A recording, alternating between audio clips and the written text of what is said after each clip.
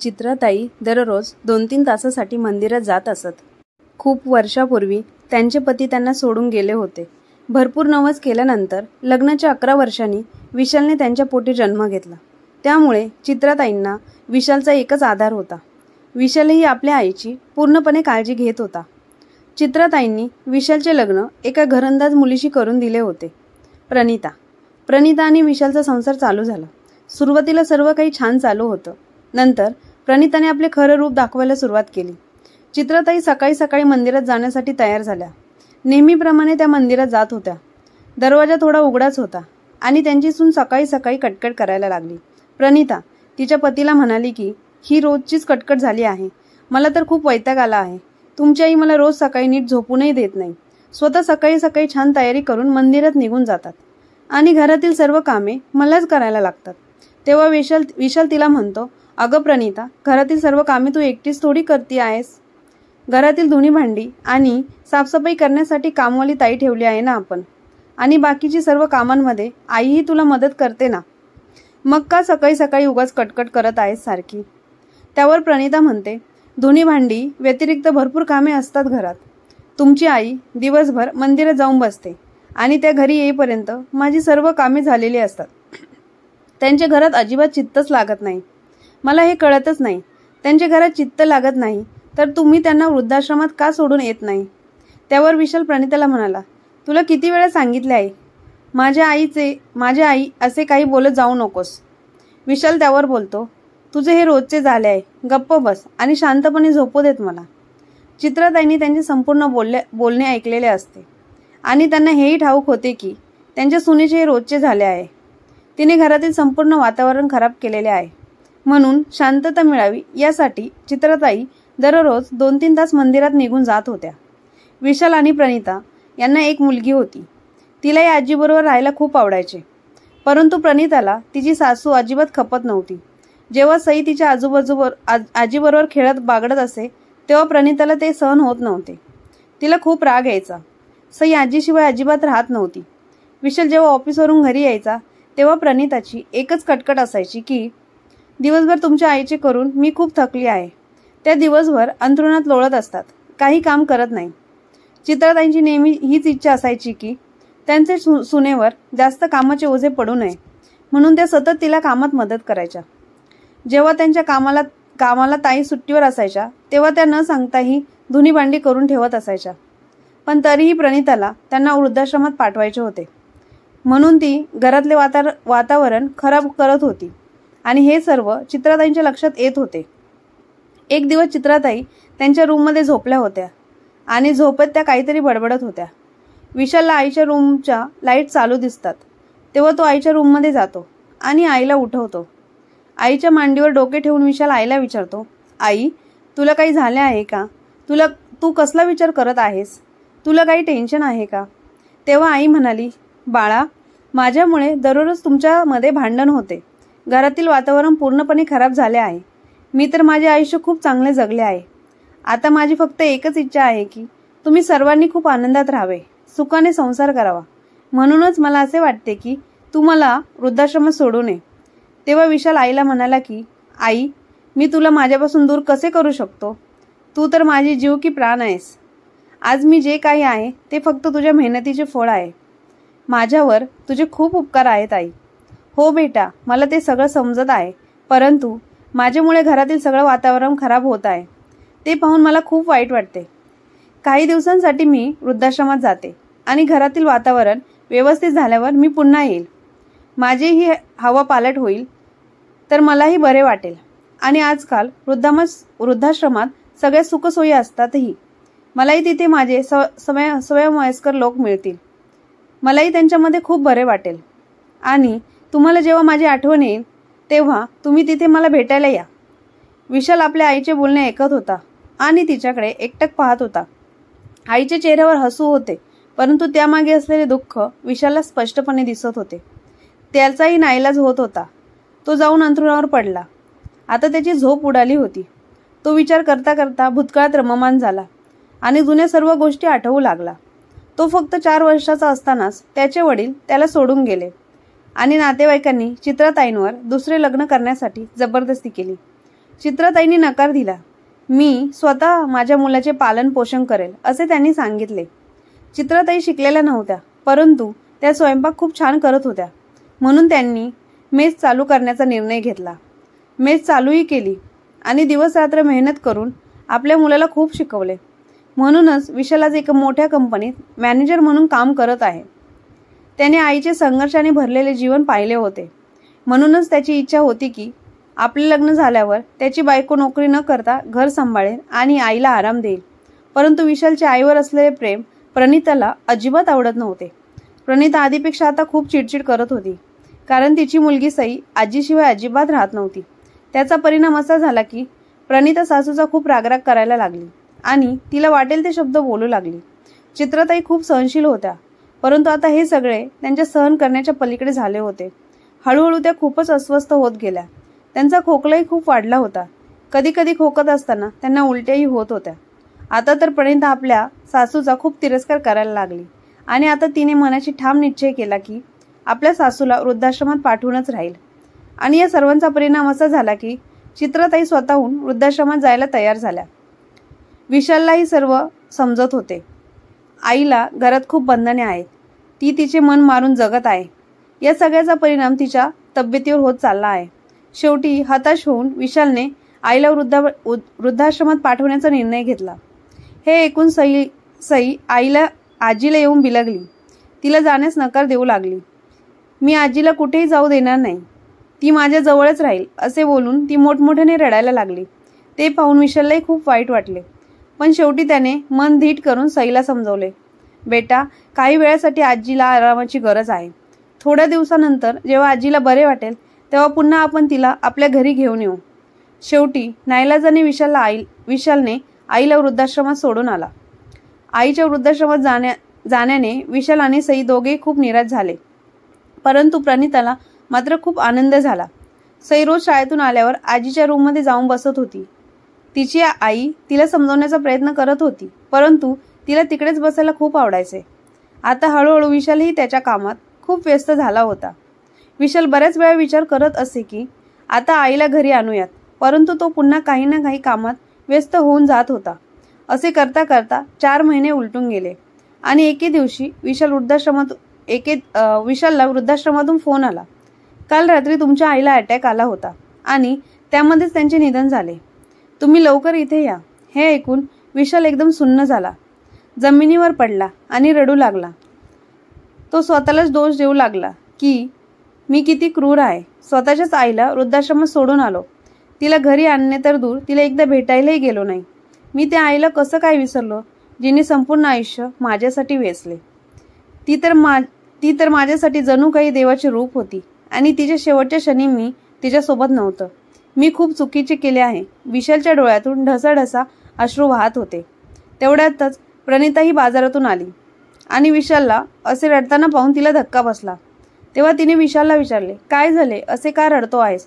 प्रणिताला पाहून विशाल जोरजोराने रडू लागला आणि तिला बोलला, हे सगळं तुझ्यामुळे झाले आहे.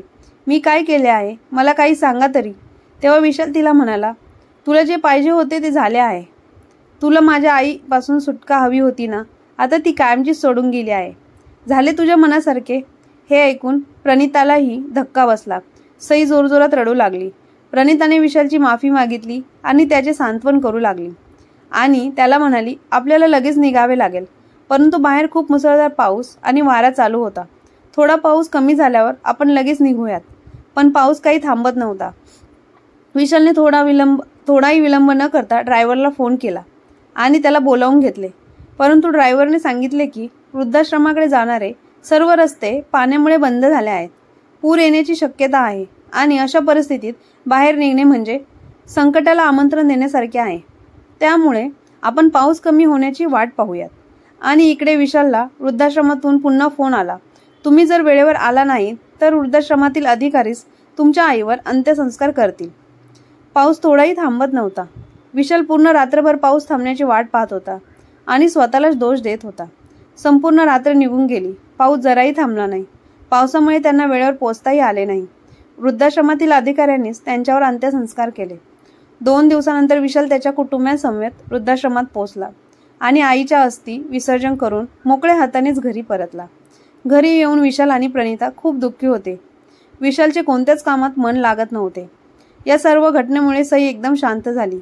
तिची आई जे खायला देत होती ते ती खात होती. जिथे बसायला सांगत होती तिथे ती बसून राहत होती.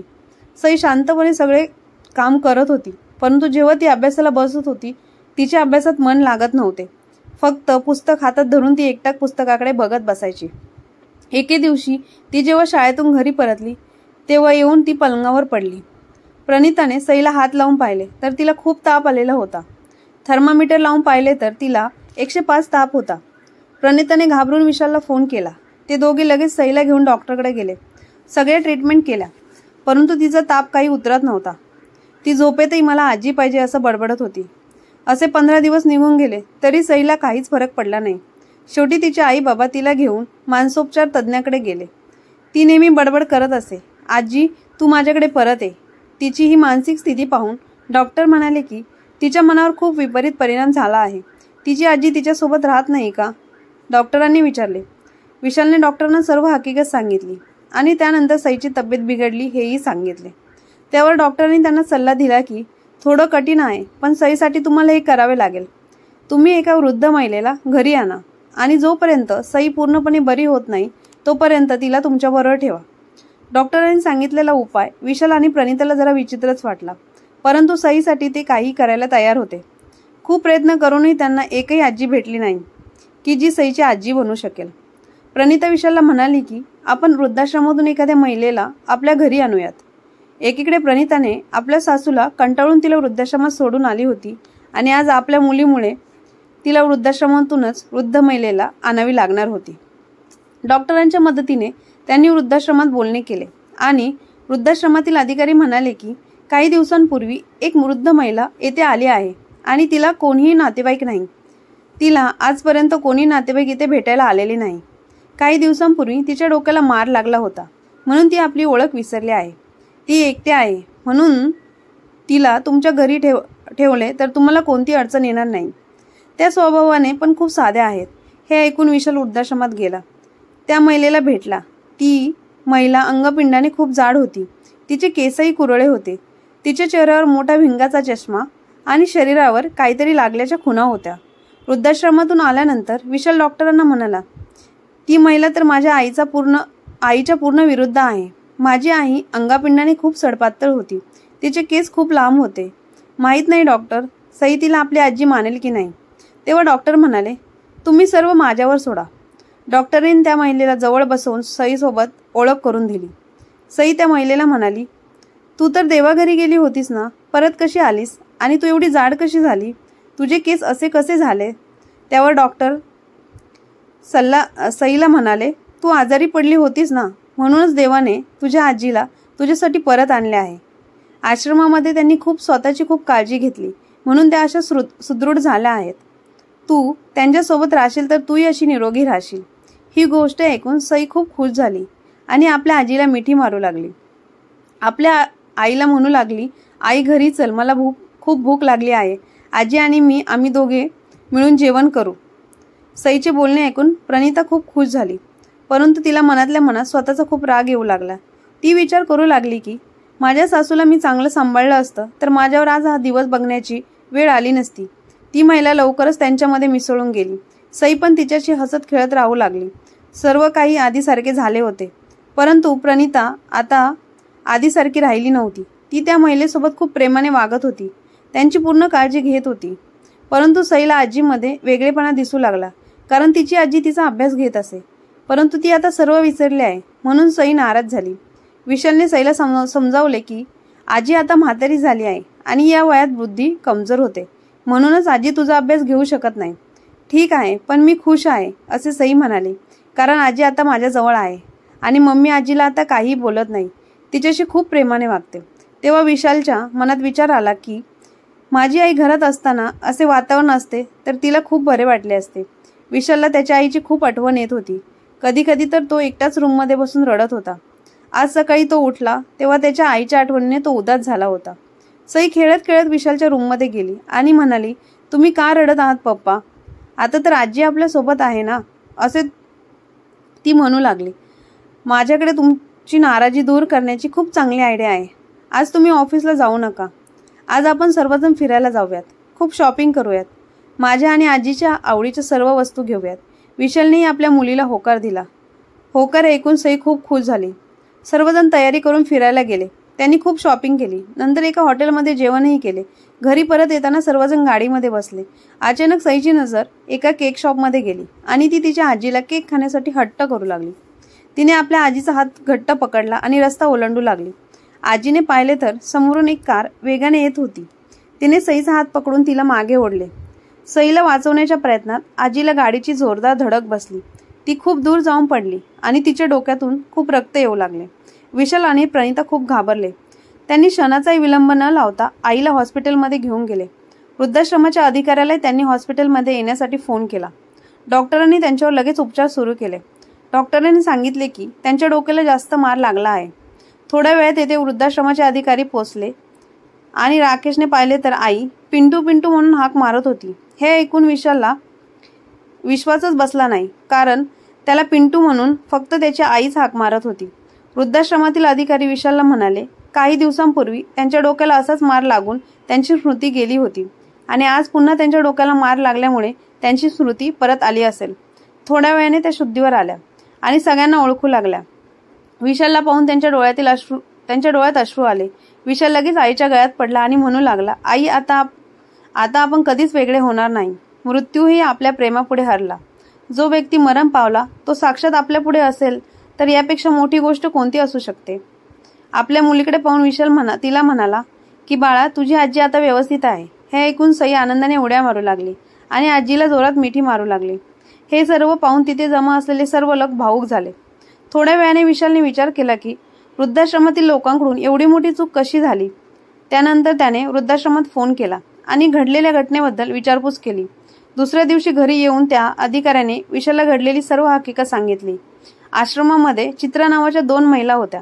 चित्रा नावाच्या दुसऱ्या महिलेचा त्याच दिवशी मृत्यू झाला आणि योगायोगाने तुमच्या आईचा ऍक्सिडेंटही त्याच दिवशी झाला. डोक्याला जास्त मार लागल्यामुळे त्यांना शहरात पाठवण्यात आले आणि तिथल्याच वृद्धाश्रमात त्यांना ठेवण्यात आले. मृत झालेल्या महिलेला कोणीही नातेवाईक नव्हते आणि तेथील अधिकाऱ्यांची बदली झाली होती. त्यामुळे त्यांच्या जागेवर नवीन अधिकारी आले होते आणि त्यांच्या चुकीमुळे आम्हाला गैरसमज झाला आणि तेथील वृद्धाश्रमात तुमच्या आईला दुसरे नाव मिळाले. तिथे त्यांना मीरा नावाने ओळखू लागले. त्या शुद्धीवर आल्यावर मीरा मीरा असे म्हणत होत्या. बरे झाल्यानंतर आराम आणि स्मृती गेल्यामुळे त्यांची तब्येत सुधारली. ऍक्सिडेंटमुळे त्यांच्या शरीरावर जखमा होत्या आणि डोक्याला मार लागल्यामुळे त्यांचे केसही कमी करण्यात आले होते.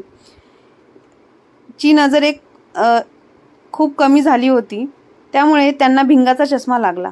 हे सर्व ऐकून तेथील लोकांना आश्चर्याचा मोठा धक्का बसला. विशालने ते कल्पनाही केली नव्हती ज्या आईच्या अस्थी विसर्जित करून आला होता ती त्याला परत मिळेल. प्रणिताही विचारात पडली की सासूला आपण त्रास दिला, तिचा कंटाळा केला, त्या सासूने आज आपल्या मुलीचे प्राण वाचवले. म्हणूनच तिला आपल्या कृतीचा खूप पश्चाताप होत होता. तिला आपल्या सासूचे महत्त्व कळाले होते. खऱ्या अर्थाने चित्राताई आणि सईचा पुनर्जन्म झाला होता. तात्पर्य, रक्ताची नाती किती महत्त्वाची असतात आज या कथेतून सिद्ध झाले. त्यामुळे रक्ताची नाती जपा. कथा आवडली असल्यास चॅनलला लाईक, शेअर, सबस्क्राईब नक्की करा. धन्यवाद.